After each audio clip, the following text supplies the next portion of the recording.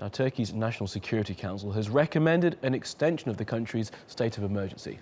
The council gave no further details on just how long it believes the measures will stay in place. President Erdogan introduced it for 3 months following the failed coup in July. The parliament still needs to approve any extension. The attempt to overthrow the government in July killed more than 240 people and injured 2,000 others. Well, for more, let's speak to Hasan Abdullah, who's joining us now from the capital, Ankara. Hasan, good morning to you. So there's been lots of debates within government over this state of emergency. What's the latest plans for this extension?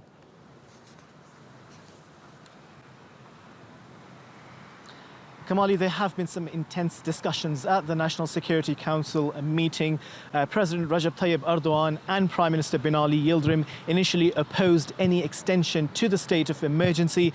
Prime Minister Binali Yildirim argued that the government was actually hoping to lift the state of emergency before the 90-day period and not extend it in any way. However, the military and intelligence officials who were present at the meeting argued that looking at the domestic situation, it would be better to extend the state of emergency because the operations that were ongoing in the country, not just against the Gulenists, but also against PKK and Daesh terror groups. So there were suggestions from the military and intel that the government should extend the state of emergency so that the momentum of these operations is not affected.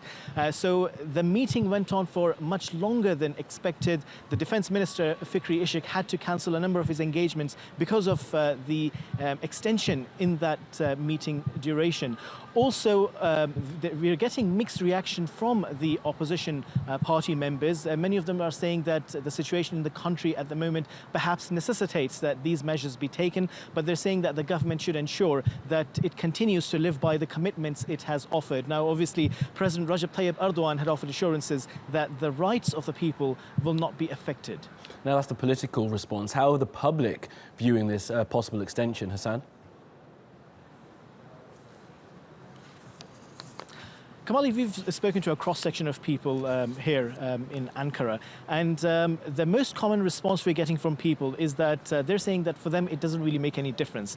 They're saying that they did not feel any difference in the way their lives were going when the state of emergency were imposed.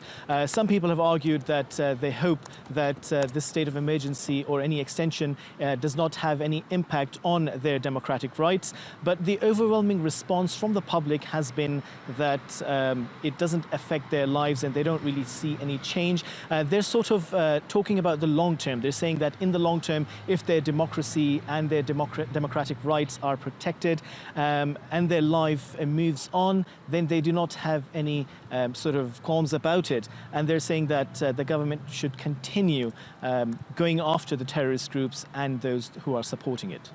Okay, Hasan in Ankara, thank you for now.